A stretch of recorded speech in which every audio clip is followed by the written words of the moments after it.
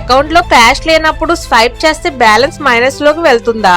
అవును, వెళ్తుంది. మనలో చాలా మందికి తెలియని విషయం ఏంటంటే మీ బ్యాంక్ అకౌంట్ లో డబ్బులు లేనప్పుడు మీరు షాప్ కి వెళ్లి డెబిట్ కార్డ్ స్వైప్ చేస్తే ట్రాన్సాక్షన్స్ ఫెయిల్ అయినా కూడా మీ అకౌంట్ నుంచి డబ్బులు కట్ అవుతుంది. ఈ ఛార్జీలను POSDEC ఛార్జెస్ అంటారు, అంటే point of sale declined charges. ఇవి ఎప్పుడు వర్తిస్తాయి అంటే మీరు ఏదైనా షాప్, హోటల్, ఫ్యూయల్ బంక్ లేదా ఆన్లైన్ వెన్యూలో కార్డు స్వైప్ చేసినప్పుడు మీ అకౌంట్ లో బ్యాలెన్స్ లేకపోతే మీ ట్రాన్సాక్షన్ ఫెయిల్ అవుతుంది. కానీ అటెంప్ట్ చేశారని భావించి బ్యాంకులు కొన్ని ఛార్జీలు తీసుకుంటాయి. ఈ ఛార్జీలు బ్యాంకులు బట్టి వేరువేరుగా ఉంటాయి. కొన్ని బ్యాంకులు ప్రతి ఫెయిల్డ్ ట్రాన్సాక్షన్స్ కి 15 నుంచి 30 రూపాయల వరకు వసూలు చేస్తాయి. ఒకే రోజు మీరు 2-3 సార్లు ట్రై చేస్తే మీకు తెలియకుండానే 50 నుండి 100 రూపాయల వరకు మీ అకౌంట్ నుంచి మాయమైపోతుంది. ఈ ఛార్జీలు చాలా మంది గమనించరు, కానీ మంత్లీ స్టేట్మెంట్ లో చూసే అవకాశం ఉంటుంది. ఇలాంటి ఇంట్రెస్టింగ్ విషయాల కోసం ఛానల్ ని సబ్స్క్రైబ్ చేసుకోండి.